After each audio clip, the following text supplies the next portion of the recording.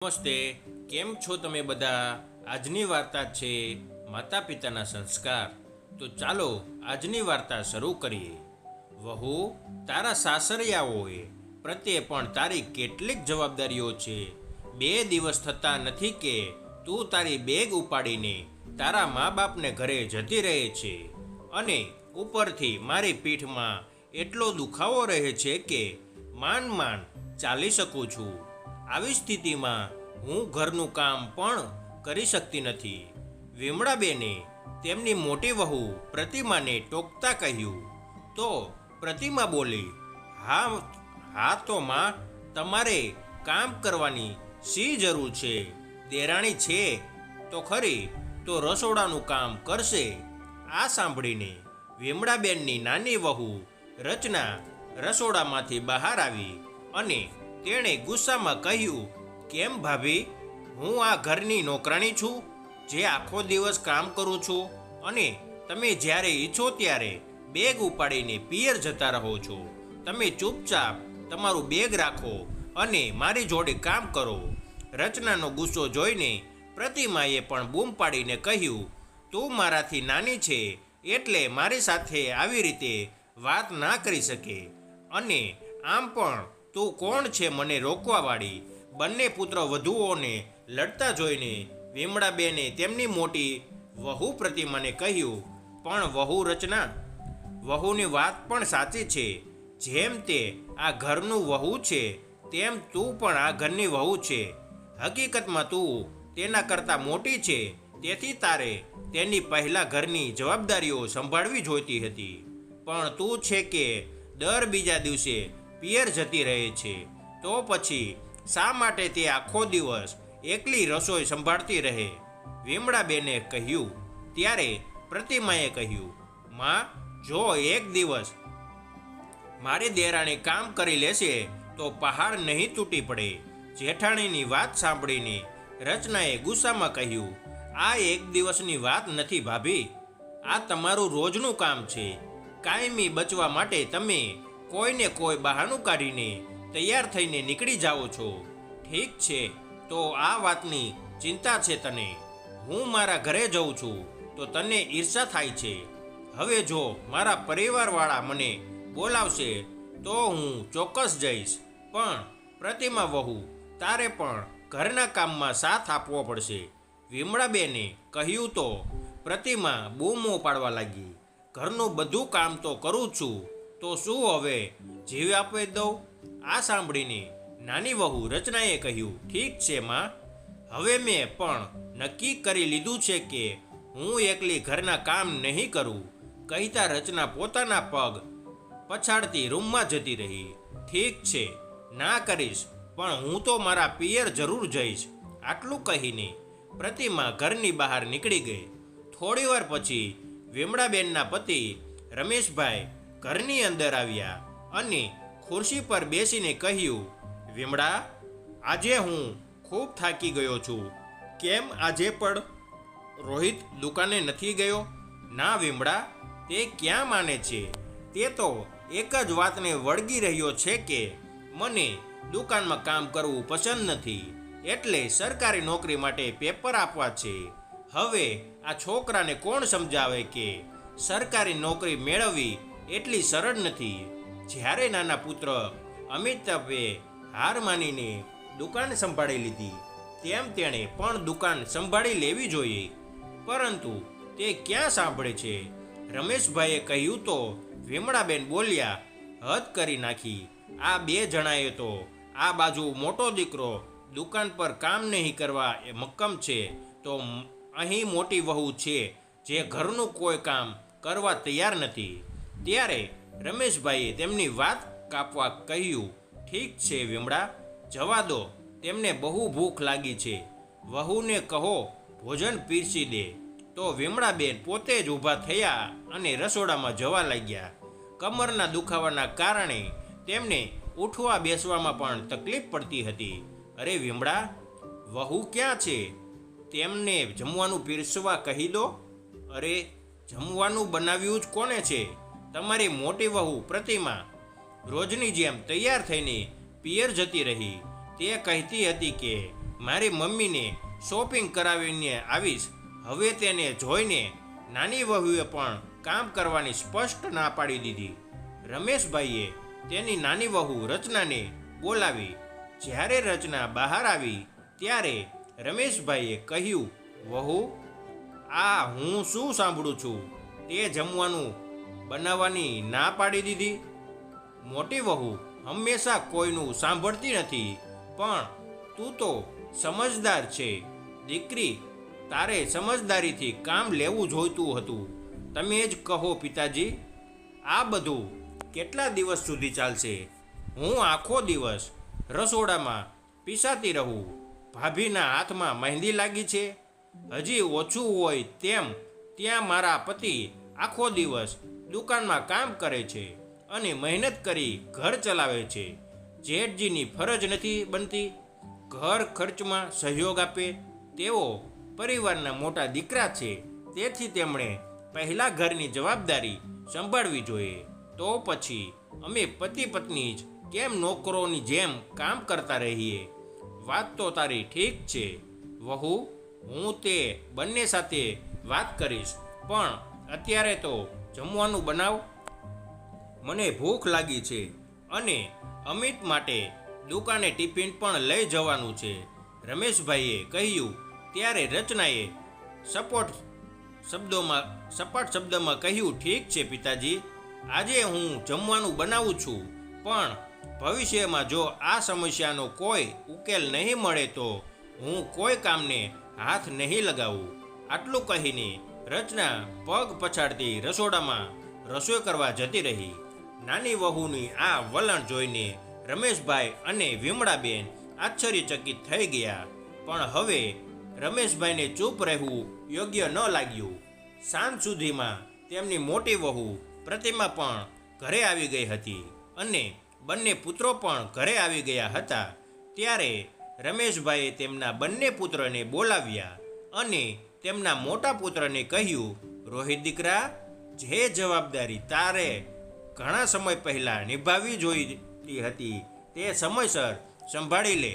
દીકરા, હવે તારે પણ તારી જવાબદારી સમજવી જોઈએ.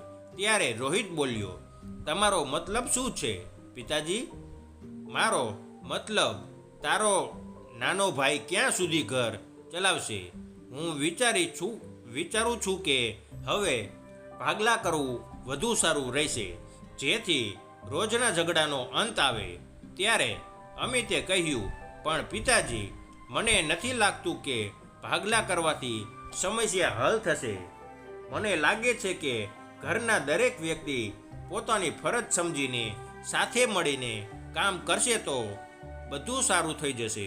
ત્યારે નજીકમાં બેઠેલા વિમળાબેને કહ્યું, અરે દીકરા, જો બધા પોતપોતાની જવાબદારી સમજતા તો કોઈ સમસ્યા જ ના હોતી, પણ આ ઘરમાં દરેક વ્યક્તિ પોતાની મરજીનો માલિક છે, અને પછી ક્યાં સુધી તું નાનો થઈને તારા મોટા ભાઈના પરિવારનું ગુજરાન ચલાવી?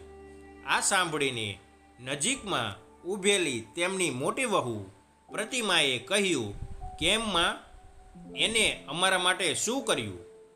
અમે અમારું પોતાનું કમાઈએ છીએ અને ખાઈએ છીએ, તો પણ આખો દિવસ ટોણા સાંભળીએ છીએ. હું તો કહું છું કે ઘરના ભાગલા પાડી દો, રોજના ઝઘડાથી છુટકારો મળશે. ત્યારે જ નાની વહુ રચનાએ ગુસ્સામાં કહ્યું, હા, હું બધું જાણું છું. તમારે મા બાપની જવાબદારી ન ઉઠાવવી પડે અને હું તેમનો બધો બોજ ઉપાડીશ, એવું વિચારીને તમે ઘરના ભાગલા પાડવા તૈયાર થઈ ગયા. હવે મેં પણ નક્કી કરી લીધું છે કે હવે હું તેમનું કોઈ કામ કરવાની નથી. ત્યારે અમિતે ગુસ્સામાં બૂમ પાડીને કહ્યું, રચના, તારી હિંમત કેવી રીતે થઈ મારા માતા પિતાને બોજ કહેવાની? તો મોટા પુત્ર રોહિતે કહ્યું, ભાઈ, લડશો નહીં. માં, પિતાજી મારી સાથે જ રહેશે. છેવટે તેમની પ્રત્યે મારી પણ કેટલી ફરજ છે. આટલું કહીને તે તેના રૂમમાં ગયો. એટલામાં જ તેની પત્ની પ્રતિમા પણ પગ પછાડતી તેની પાછળ રૂમમાં ગઈ અને ગુસ્સામાં બોલી, મારી એક વાત કાન ખોલીને સાંભળી લેવ. હું તમારા માતા પિતાને ક્યારેય સાથે નહીં રાખું. ત્યારે તેના પતિ રોહિતે કહ્યું, જો પ્રતિમા, તેઓ મારા માતા પિતા છે, જેણે મને જન્મ આપ્યો છે, તો શું હું તેમને વૃદ્ધાશ્રમમાં છોડી દઉં?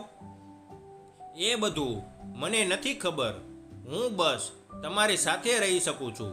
બાકી આ ઘરમાં બીજું કોઈ રહે કે ન રહે, કોઈ જીવે કે મરે, મને તેનાથી કોઈ મતલબ નથી. પ્રતિમા, તું તારી હદ વટાવી રહી છે. હવે આ બાબતે વધુ કોઈ ચર્ચા નહીં થાય. તારે મારી વાત માનવી પડશે. ના, મેં પણ કહી દીધું કે હું તમારા માતા પિતા સાથે એક ક્ષણ પણ નહીં રહું. આ સાંભળીને રોહિતે પ્રતિમાના મોઢા પર જોરથી થપ્પડ મારી દીધી.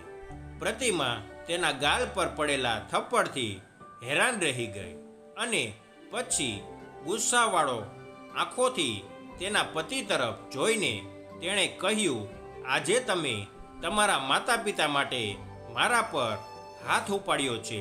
તમે આ સારું નથી કર્યું. હવે હું તમને જોઈ લઈશ.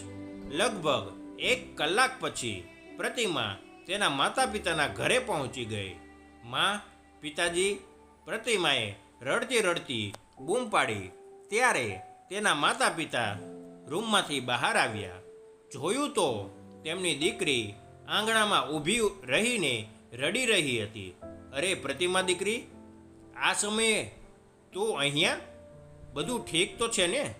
તેની માતાએ પૂછ્યું તો પ્રતિમાએ કહ્યું, કંઈક જ ઠીક નથી માં.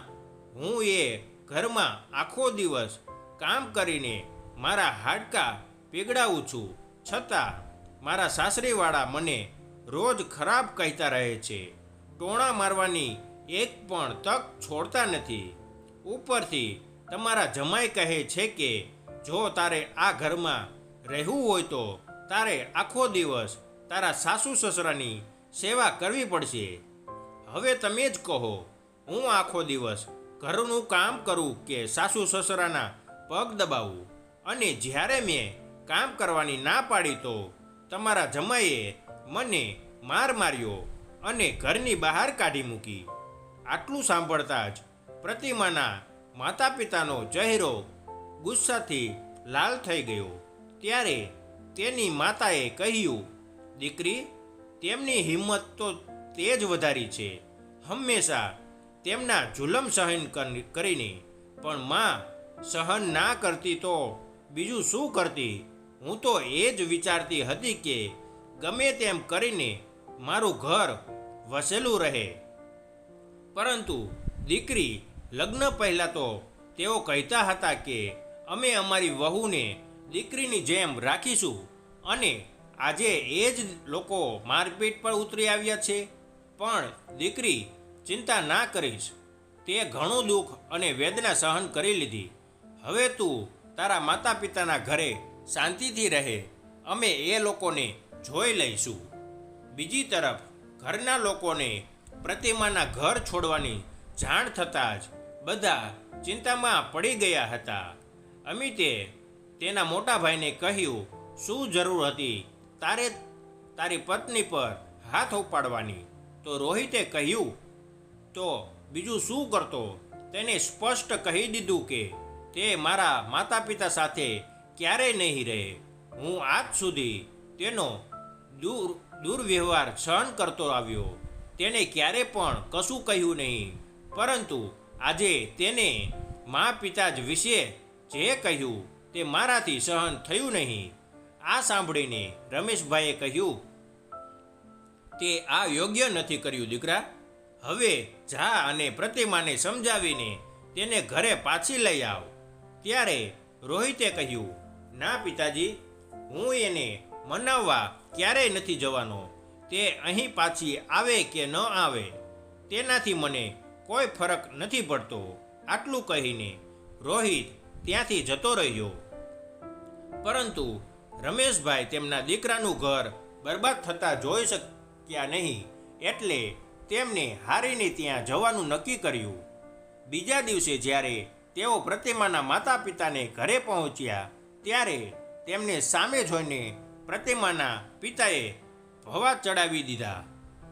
રમેશભાઈએ પુત્રના વર્તન માટે હાથ જોડીને માફી માગી તો પ્રતિમાના પિતા ઊંચા અવાજમાં બોલ્યા, પહેલાં તો અમારી પુત્રી પર આટલા અત્યાચારો કર્યા અને હવે અહીં માફી માગવા આવ્યા છો?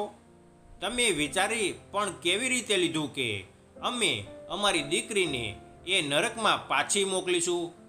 જો મોઢું લઈને આવ્યા છો એ જ મોઢાથી અત્યારે ને અત્યારે જતા રહો. એવું ના કરો વેવાય. સમાજમાં અમારું શું માન રહે છે? જ્યારે રમેશભાઈએ કહ્યું ત્યારે પ્રતિમાની માતાએ કહ્યું, આના વિશે તો ત્યારે વિચારવું જોઈતું હતું જ્યારે તમારા પુત્રએ અમારા પુત્રી પર હાથ ઉપાડ્યો અને મારપીટ કરી હતી. બહેન, પ્રતિમાએ તમને એ કહ્યું કે રોહિતે તેના પર હાથ ઉપાડ્યો, પણ એ ના કહ્યું કે તેણે આવું કેમ કર્યું? ભૂલ તો તમારી દીકરીની પણ ઓછી ન હતી. આ સાંભળીને પ્રતિમાએ મગરના આંસુ વહાવતા કહ્યું, જુઓ પિતાજી, આટલું બધું થયા પછી પણ આ લોકો મારી ઉપર જ દોષારોપણ કરી રહ્યા છે. અત્યાર સુધી આ લોકો મને મારતા હતા અને જો એ લોકોનું ચાલતું હોત તો તેઓ મને મારી નાખવામાં પણ પાછી પાની ના કરતા. ત્યારે પ્રતિમાના પિતાએ કહ્યું, જુઓ ભાઈ, અમારે હવે કંઈ સાંભળવું નથી. તમે ચૂપચાપ અહીંથી જતા રહો. હવે તો આપણી મુલાકાત કોર્ટમાં જ થશે. તો રમેશભાઈએ હાથ જોડીને કહ્યું, ભાઈ, એકવાર ફરીથી વિચાર કરી જુઓ. દીકરીની ભૂલો પર આંખો બંધ કરીને આટલો મોટો નિર્ણય લેવો યોગ્ય નથી. તમારો એક નિર્ણય બે ઘરને બરબાદ પણ કરી શકે છે અને વસાવી પણ શકે છે. તો પ્રતિમાની માતાએ કહ્યું, તમે લોકો તમારી ચિંતા કરો, અમે અમારી દીકરીનું ઘર ફરીથી વસાવી દઈશું. અને હા, તમે અમારી દીકરી સાથે મારપીટ કરી છે ને, એનો બદલો અમે જરૂર લઈશું. હવે તમે અહીંથી જતા રહો. એટલે રમેશભાઈ ઉતરેલું મોઢું લઈને ઘરે પરત ફર્યા. જ્યારે તેઓ ઘરે આવ્યા ત્યારે વિમળાબેને પૂછ્યું, શું થયું? વહુને તમારી સાથે લઈને ના આવ્યા? ત્યારે રમેશભાઈએ કહ્યું, ના વિમળા, તેણે સ્પષ્ટ ના પાડી દીધી. મેં તેમની સામે હાથ જોડીને માફી પણ માગી, પણ ન તો પ્રતિમા પાછી આવવા તૈયાર છે કે ન તો તેના માતા પિતા તેને મોકલવા તૈયાર છે. અને હવે તેઓ કોર્ટમાં કેસ કરવાની ધમકી આપી રહ્યા છે. શું કોર્ટ કેસ? એટલી મોટી પણ વાત ન હતી. પછી વિમળાબેને તેમના મોટા દીકરા રોહિત તરફ જોયું અને કહ્યું, દીકરા, હવે તારે તેને પાછી લાવવા માટે તેને સમજાવવી પડશે. માં, આટલી ચિંતા કરવાની જરૂર નથી. પ્રતિમાને તેના માતા પિતાના ઘરે રહેવા દો. જે મારા માતા પિતાને સ્વીકારી નથી શકતી, મને એવી પત્નીની જરૂર નથી. અને જ્યાં સુધી કેસ દાખલ કરવાની વાત છે, તેમને જે કરવું છે તે કરવા દો. ત્યારે વિમળાબેન બોલ્યા, દીકરા, આવા અહંકારને લીધે ઘર બરબાદ થઈ જાય છે. એટલે જ અમે તને સમજાવીએ છીએ કે મામલો મોટો કરવાને બદલે તેને ઉકેલવામાં જ સમજદારી છે. માં, વાત તો પહેલાં જ વધી ગઈ છે. હવે જે થશે તે જોયું જ હશે. આટલું કહીને રોહિત ત્યાંથી ઊભો થઈ ગયો. અને એક દિવસ જ થયો હતો જ્યારે અમિત દુકાનેથી જમવા ઘરે આવ્યો ત્યારે તે તેની માતાને કપડાં ધોતી જોઈને આશ્ચર્યચકિત થઈ ગયો. તે ઝડપથી પોતાના રૂમમાં ગયો અને ઊંચા અવાજે તેની પત્ની રચનાને કહ્યું, રચના, હવે મા પિતાજીના બે જોડી કપડાં ધોવાનું કામ પણ તને ભારે લાગવા લાગ્યું છે. ત્યારે રચનાએ પણ બૂમ પાડીને કહ્યું, હું ક્યાં સુધી ઘરનું બધું કામ એકલા હાથે કરતું રહું. તમને ખબર પણ છે ઘરમાં દરરોજ કેટલા બધા કામ હોય છે. એ મહારાણી તો પિયર જઈને આરામથી બેસી ગઈ. હું કેમ એકલી ઘરનું કામ કરીને પીસાતી રહું?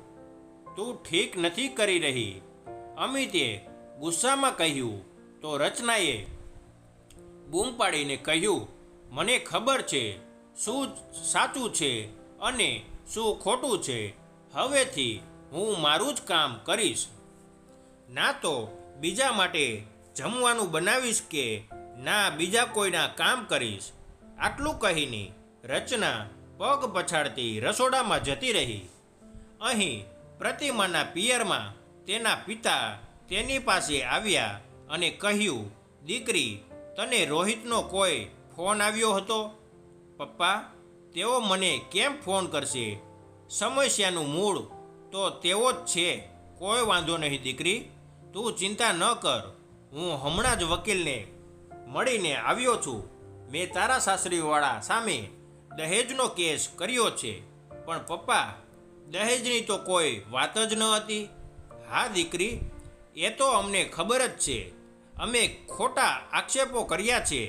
એ તો વકીલ કહે છે કે આપણે કેસ મજબૂત કરવા માટે દહેજનો મુદ્દો જરૂરી હતો, એટલે આ બધી યુક્તિઓ અપનાવી પડશે. હવે તું જોજે હું કેવી રીતે તેમને દિવસમાં તારા બતાવું છું. તારા પગે પડીને માફી માગશે તે લોકો.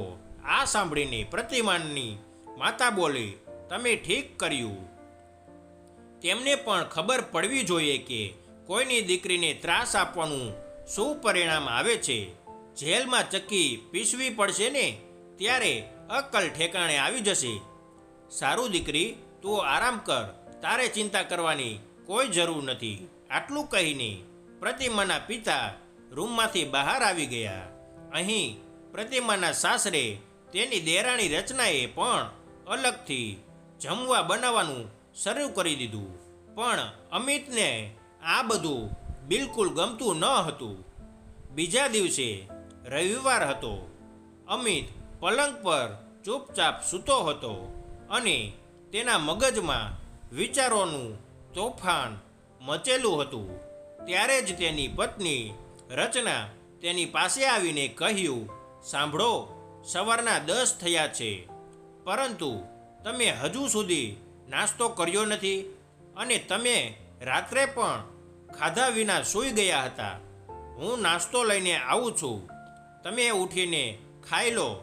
તો અમિતે કહ્યું, હું ત્યારે જ જમીશ જ્યારે તું મારી સાથે માતા અને પિતાને પણ જમવાનું પીરસીશ. તેઓ મંદિરથી પાછા આવતા જ હશે. તું એમનો નાસ્તો પણ બનાવી દે.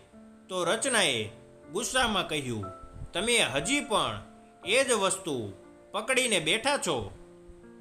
મારી પણ જીદ છે કે હવે હું તેમના માટે જમવાનું નહીં બનાવું તો નહીં જ બનાવું. તો ઠીક છે, તો હું પણ ખાવાનું નહીં ખાવ. તો રચનાએ કહ્યું, ઠીક છે, તો તમે ભૂખ્યા બેસી રહો. તો તારી જોડે જમવાનું માગ્યું પણ કોને હતું? જતી રહે અહીંયાથી, મને એકલો મૂકી દે. અમિત ઊંચા અવાજે બોલ્યો. ત્યારે રચના ગુસ્સે થઈ ગઈ અને બોલી, જો તમે આવું જ કરતા રહ્યા તો હું પણ પ્રતિમા ભાભીની જેમ મારા માતા પિતાના ઘરે જતી રહીશ. તો જતી રહે, તને કોને રોકી છે? અમિતે આટલું કહ્યું અને રચના ગુસ્સે થઈ ગઈ અને બેગ પેક કરવા લાગી. થોડીવાર પછી રચના તેની બેગ ઉપાડીને અમિતની પાસે આવીને કહ્યું, હું જાઉં છું, પણ મારી એક વાત કાન ખોલીને સાંભળી લો. જો હું એકવાર જતી રહી તો પાછી ક્યારેય પણ નહીં આવું. એના પછી પોતાના માતા પિતા જોડે જ રહેજો.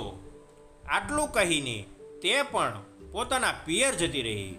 પરંતુ જ્યારે પિયર પહોંચી ત્યારે તેને અચાનક પોતાના ઘરે જોઈને રચનાના પિતા આશ્ચર્યચકિત થઈ ગયા. અરે દીકરી, તું અચાનક અહીં આવી ગઈ? કોઈ ફોન નથી, કોઈ સમાચાર નથી. ફોન કરવાનો સમય ક્યાં હતો પિતા? કેમ દીકરી, શું થયું? બધું બરાબર છે ને? કંઈ બરાબર નથી. એક બાજુ મારા સાસરીવાળા છે જેમને મારું જીવન દુઃખી કરી દીધું છે, અને બીજી બાજુ તમારો જમાઈ છે જે મારી સાથે બરાબર વાત પણ નથી કરતો. તો હું અહીંયા ના આવતી તો શું કરતી? આ સાંભળીને તેના પિતાએ કહ્યું, શું આનો અર્થ એ છે કે તું તારા સાસરીવાળા જોડે લડી ઝઘડીને અહીં આવી છે, રાજી ખુશીથી નહીં? હા પપ્પા, પણ મારી પાસે બીજો કોઈ રસ્તો નહોતો. મારી જેઠાણી તો સાસરીવાળાઓની જવાબદારીઓથી બચવા માટે તેના પિયર જઈને બેસી ગઈ, અને તેઓએ કામનો બધો બોજ મારા પર નાખી દીધો. પણ હવે મેં પણ નક્કી કરી લીધું છે કે હું મારા સાસુ અને સસરાની નોકરાણી બનીને નહીં રહું. મેં મારા પતિને આ વાત કહી તો તેમણે મને ઘર છોડીને નીકળી જવાનું કહ્યું. પોતાની દીકરીના મોઢેથી આવી વાતો સાંભળીને રચનાની માતાએ તેને ઠપકો આપતા કહ્યું, શું તું તારા સાસુ સસરાના કામથી બચવા અહીં આવીને બેઠી છે? દીકરી, પણ અમે તને આવા સંસ્કાર નથી આપ્યા. શું સાસુ અને સસરા મારા જ છે, મારી જેઠાણીના નહીં? તો હું એકલી કેમ બોજ ઉઠાવું? ના દીકરી, આ તારી વિચારસરણી ખોટી છે. ઘરના વડીલો બોજ નથી હોતા. સાસુ સસરાની સેવા નસીબદારને જ મળે છે. અને એક વાત કહું દીકરી, તારા લગ્નને 2 વર્ષ થઈ ગયા છે. શું તારા સાસુ સસરાએ ક્યારે તને ઠપકો આપ્યો છે? તારા સાસુ સસરા તારી સાથે મોટા અવાજે વાત પણ નથી કરતા, અને જમાઈ પણ તારું પૂરું ધ્યાન રાખે છે. અમારો કેટલો આદર કરે છે. તને ક્યારે યાદ છે જ્યારે તારા પિતાને હાર્ટ એટેક આવ્યો હતો ત્યારે મેં ફોન કર્યો હતો, અને તેઓ તરત જ અમારી મદદ કરવા પહોંચી ગયા હતા. તેઓ દરેક મુશ્કેલ ક્ષણમાં અમારી સાથે ઊભા રહે છે. તેમણે અમને ક્યારેય દીકરાની ખોટનો અનુભવ થવા દીધો નથી. હવે તું જ કે, જો તેઓ બદલામાં માત્ર એટલું જ ઈચ્છે છે કે તું એના માતા પિતાનું તારા માતા પિતાની જેમ ધ્યાન રાખે, તો એમાં ખોટું શું છે? પણ તું તેમની સાથે ઝઘડો કરીને અહીં આવી ગઈ છે. સંબંધ બંને બાજુથી સચવાય છે દીકરી. જો તું તારા પતિ પાસેથી અપેક્ષાઓ રાખે છે તો તું પણ તેની અપેક્ષાઓ પર ખરી ઉતર. માતા પિતાની વાત સાંભળીને રચનાની આંખો શરમથી ઝૂકી ગઈ. માં, હું જાણું છું કે મારાથી મોટી ભૂલ થઈ ગઈ છે. હું તેમને ઘર છોડીને દેવાની ધમકી આપતી હતી, પણ જ્યારે તેમણે મને ઘર છોડવાનું કહ્યું ત્યારે મેં મારા સ્વાભિમાન પર લઈ લીધું. પણ માં, હવે હું ક્યાં મોઢાથી પાછી જાઉં? કહેતા રચના રડવા લાગી. બીજી તરફ બંને પુત્રવધૂની હાલત જોઈને રમેશભાઈ વિચારમાં બેઠા હતા ત્યારે વિમળાબેન આવીને તેમની પાસે બેસી ગયા, અને તેમને અસ્વસ્થ જોઈને કહ્યું, શું થયું? તમે શું વિચારી રહ્યા છો? કંઈ નહીં વિમળા, હું બસ વિચારી રહ્યો છું કે એક સમયે આપણો પરિવાર સુખી અને આનંદી હતો. હવે કોણ જાણે કોની નજર આપણા ઘરને લાગી છે. મોટી વહુનો સ્વભાવ શરૂઆતથી જ થોડો રફ હતો, પણ નાની વહુ પાસેથી મને આ અપેક્ષા નહોતી. એટલે વિમળાબેને કહ્યું, મેં વિચાર્યું હતું કે જો બંને દીકરીઓના લગ્ન થઈ જશે તો ઘરની વહુઓ જવાબદારીઓ સંભાળશે અને આપણી વૃદ્ધાવસ્થા આરામથી નીકળી જશે. પણ કોણ જાણતું હતું કે વૃદ્ધાવસ્થામાં આપણે આ દિવસો પણ જોવા પડશે. ત્યારે દરવાજે બેલ વાગી, અને દરવાજો ખોલીને જોયું તો નાની વહુ રચના તેના પિતા સાથે ઊભી હતી. તેને અંદર આવતાની સાથે જ તેના સાસુ સસરાને પગે લાગી. ત્યારે રચનાના પિતાએ કહ્યું, હું મારી દીકરી વતી તમારી માફી માગું છું કે તે તેના સાસરીવાળા સાથે ઝઘડો કરીને તેના માતા પિતાના ઘરે આવી ગઈ હતી, પણ હું તેને ઉલટા પગે પાછો લઈ આવ્યો. ત્યારે રમેશભાઈએ કહ્યું, ભાઈ તમે કેમ માફી માગો છો? બાળકો છે, ભૂલ થઈ જાય. અમારી દીકરી ઘરે પાછી આવી ગઈ તે અમારા માટે પૂરતું છે. થોડીવાર હાલચાલ પૂછીને રચનાના પિતા રચનાને તેના સાસરે છોડીને પોતાના ઘરે જતા રહ્યા. નાની વહુના ઘરે આવ્યા પછી રમેશભાઈ અને વિમળાબેને રાહતનો શ્વાસ લીધો. સાંજે જ્યારે અમિત ઘરે પાછો આવ્યો ત્યારે પત્ની સાથે વાત કર્યા વિના તેની અવગણના કરીને તેના રૂમમાં જતો રહ્યો.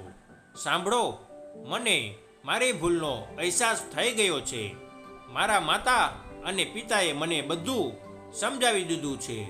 હું વચન આપું છું કે હવેથી હું મા અને પિતાની સેવામાં ક્યારેય કોઈ કમી નહીં આવવા દઉં. હું મારા માતા પિતાની જેમ તેમની સેવા કરીશ. ત્યારે અમિતે કહ્યું, રચના, આપણો પ્રેમ એટલો નબળો હતો કે નાનકડી મુશ્કેલી આવતા તું બેગ ઉઠાવીને પિયર જતી રહી. તો રચનાએ રડતા રડતા કહ્યું, સાચું કહું તો હું ઘર છોડીને જવા નહોતી માગતી. જો તમે મને એકવાર પણ રોકી હોત તો હું તે સમયે જ રોકાઈ ગયો હોત. તમારા વગર જીવવાની તો હું કલ્પના પણ ના કરી શકું. હું વચન આપું છું કે હું આવી ભૂલ ક્યારેય પણ નહીં કરું. રચનાની વાત સાંભળીને અમિતે તેને ગળે લગાડી દીધી. હજી તો 2 દિવસ પર ઠીકથી નહોતા થયા અને પોલીસની ગાડી તેમના ઘરની બહાર ઊભી રહી ગઈ. જ્યારે તેમણે પોલીસ કર્મીઓને તેમના ઘરે ઊભેલા જોયા ત્યારે રમેશભાઈની આંખો પહોળી થઈ ગઈ. ત્યારે એક પોલીસવાળાએ કહ્યું, તમારા નામે ફરિયાદ થઈ છે. પોલીસ ફરિયાદ? એ પણ અમારા નામે? રમેશભાઈએ પૂછ્યું. ત્યારે પોલીસવાળાએ કહ્યું, સૌથી પહેલાં તો તમે તમારી પુત્રવધુ પાસેથી દહેજની માંગ કરો છો. તેના ઉપર તમે તેને માર માર્યો હતો. કંટાળીને તેના પિતાએ તમારી વિરુદ્ધ ફરિયાદ નોંધાવી છે. ત્યારે રમેશભાઈએ કહ્યું, એવી કેવી રીતે તમને અમારા ઉપર દહેજ માંગવાનો આરોપ લગાવી દીધો? અમે તો ક્યારેય દહેજનું નામ પણ નથી લીધું. પણ તમારી વહુએ તેના પતિ, સાસુ અને સસરા પર તેને માર મારવાનો અને ઘરની કાઢી મૂકવાનો આરોપ મૂક્યો છે. ના ઇન્સ્પેક્ટર સાહેબ, આ બિલકુલ જૂઠું છે. તેના પર હાથ ઉપાડવાનું તો દૂર, તેને આંગળી પણ નથી અડાડી. પતિ પત્ની વચ્ચે નાની વાતે ઝઘડો થયો હતો, જેના કારણે તે ગુસ્સે થઈને તેના માતાના પિતાના ઘરે જતી રહી. હું તેને સમજાવવા પણ ગયો હતો અને તે લોકો સામે હાથ જોડીને કહ્યું હતું. તેમ છતાં તેઓ ના માન્યા. તો ઇન્સ્પેક્ટરે કહ્યું કે તે લોકો સાથે સમાધાન કરો તો સારું રહેશે. જો કેસ કોર્ટમાં જશે તો તમારો પૂરો પરિવાર લપેટામાં આવી જશે. તમારી પાસે 24 કલાકનો સમય છે. કાં તો તમે તમારી વચ્ચે આ બાબતનો ઉકેલ લાવો અને કાલે પોલીસ સ્ટેશનમાં હાજરી આપી દેજો. નહીં તો અમે તમારા ઘરે આવીને તમને લઈ જઈશું. ઇન્સ્પેક્ટરની વાત સાંભળીને રમેશભાઈ અને વિમળાબેનનું હૃદય ધ્રુજી ઉઠ્યું. ઠીક છે ઇન્સ્પેક્ટર સાહેબ, હું તેમની સાથે વાત કરું છું, રમેશભાઈએ હાથ જોડીને કહ્યું અને ચૂપચાપ આંગણામાં રાખેલા ખાટલા પર બેસી ગયા. સાંજે જ્યારે તેમના બંને પુત્રો ઘરે પાછા ફર્યા ત્યારે રમેશભાઈએ તેમની આખી વાત કહી. દહેજના આરોપની વાત સાંભળીને રોહિત ગુસ્સે થઈ ગયો અને બોલ્યો, તેમની હિંમત કેવી રીતે થઈ આપણા પર આટલો ખરાબ આરોપ મૂકવાની? ત્યારે તેના નાના ભાઈ અમિતે કહ્યું, રોહિત, ગુસ્સે થવાનો કોઈ અર્થ નથી. તેને ફોન કર અને તેની સાથે આરામથી વાત કર. સમસ્યાનો ઉકેલ જરૂર મળી જશે. એટલે રોહિતને પણ આ વાત યોગ્ય લાગી અને તેણે તેની પત્ની પ્રતિમાને ફોન કર્યો. તો તેના પિતાએ ફોન ઉપાડ્યો. રોહિત શાંતિથી બોલ્યો, પિતાજી, તમે નાની વાત પર અમારી સામે પોલીસ ફરિયાદ કરી દીધી. તો પિતાજીએ કહ્યું, દીકરા, તમે અમારી દીકરી પર હાથ કેમ ઉપાડ્યો? શું નાની વાત હતી? પિતાજી, મેં ગુસ્સામાં આવી ભૂલ કરી હતી, પણ તમે તો મારા મા બાપ પર દહેજ માટે ખોટો આરોપ લગાવી દીધો. એમાં તેમનો કોઈ દોષ ન હતો. દેખ રોહિત, મારે તારી જોડે કોઈ વાત નથી કરવી. હવે તો તારી જોડે સીધી કોર્ટમાં જ મુલાકાત થશે. રોહિતે પણ તેના સસરાની વાત સાંભળીને ગુસ્સામાં કહ્યું, ઠીક છે, તો વાત જવા દો. ખોટા આરોપના આધારે કોઈ પણ કોર્ટમાં કેસ જીતી ના શકે. આટલું કહી રોહિતે ફોન કાપી નાખ્યો અને માથું પકડીને બેસી ગયો. ત્યારે અમિતે કહ્યું, ચિંતા કરવાની જરૂર નથી. હું એક સારા વકીલને ઓળખું છું. હું અત્યારે જ તેની જોડે જઈને આવું છું. કહીને અમિત વકીલને મળવા ગયો. થોડા દિવસો પછી કોર્ટની કાર્યવાહી શરૂ થઈ. ઘરના બધાને દરેક ક્ષણે ચિંતા હતી કે આ બધાનું પરિણામ શું આવશે. દેખતા દેખતા ઘણા મહિનાઓ વીતી ગયા અને એક સાંજે જ્યારે ત્રણેય પિતા પુત્ર કોર્ટની કાર્યવાહી પૂરી કરીને ઘરે પાછા ફર્યા, ત્યારે તેમના ચહેરા પરની ખુશી જોઈને વિમળાબેન કંઈ બોલે તે પહેલાં જ રોહિતે કહ્યું, ભગવાને આપણી વાત સાંભળી લીધી માં. આપણે કેસ જીતી ગયા છીએ. વિમળાબેન ખુશ થઈ ગયા અને બોલ્યા, ભગવાનના ઘરમાં વિલંબ છે પણ અંધકાર નથી દીકરા. પછી અમિતે આનંદથી કહ્યું, માં, એક નહીં પણ બે સારા સમાચાર છે. રોહિતભાઈને પણ સરકારી નોકરી મળી ગઈ છે. આ સાંભળીને વિમળાબેનની ખુશીનો પાર ન રહ્યો. ઘરમાં જાણે ઉત્સવનો માહોલ છવાઈ ગયો હતો.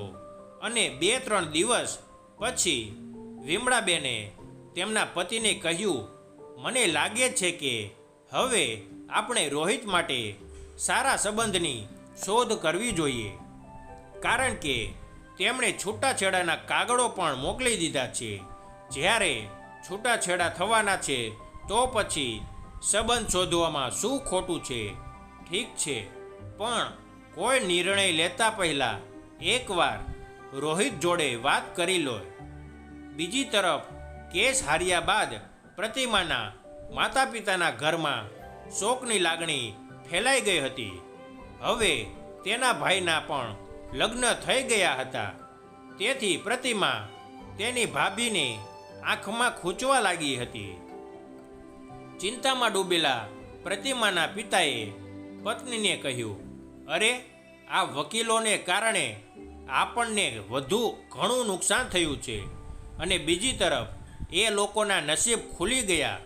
હવે રોહિતને સરકારી નોકરી પણ મળી ગઈ છે. આ સાંભળીને પ્રતિમાની માતા ચોંકી ગઈ. તેમને તો કાપો તો લોહી ના નીકળે એવી હાલત થઈ ગઈ અને બોલ્યા, સરકારી નોકરી? ક્યાં આપણે વિચાર્યું હતું કે આપણે તેમને જેલમાં મોકલીશું અને ક્યાં બધું આપણા પર ઊંધું પડી ગયું. બસ, જે થવાનું હતું તે થયું. આપણે પ્રતિમા માટે બીજે ક્યાંક સંબંધ શોધવો જોઈએ. સમય રહેતા સારા છોકરાને જોઈને તેના હાથ પીળા કરાવી દઈએ. એટલામાં જ પ્રતિમાએ ત્યાં આવીને કહ્યું, શું બોલો છો માં? સંબંધ જોવાની શું જરૂર છે? જો એ લોકો પણ એવા નીકળશે તો હું ક્યાંની પણ નહીં રહું. એટલે નથી કરવા મારે બીજી વાર લગ્ન. તો એના પિતાએ કહ્યું, દીકરી, અમે તને કેટલા દિવસ ઘરે રાખીશું?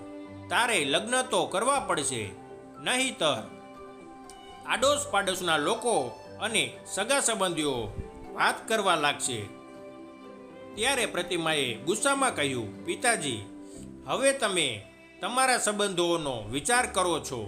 હું જ્યારે સાસરું છોડીને અહીં આવી હતી ત્યારે તમે જ મને કહ્યું હતું કે દીકરી, આ ઘર તારું છે, તું આરામથી રહી શકે છે, ચિંતા કરવાની જરૂર નથી. તો હવે શું થયું? અરે દીકરી, અમે ક્યારે કહ્યું કે આ ઘર તારું નથી? પણ અમને પણ સમજવાની કોશિશ કર. તેની માતાએ તેને સમજાવતા કહ્યું. ત્યારે પ્રતિમાએ કહ્યું, હું બધું સમજું છું માં.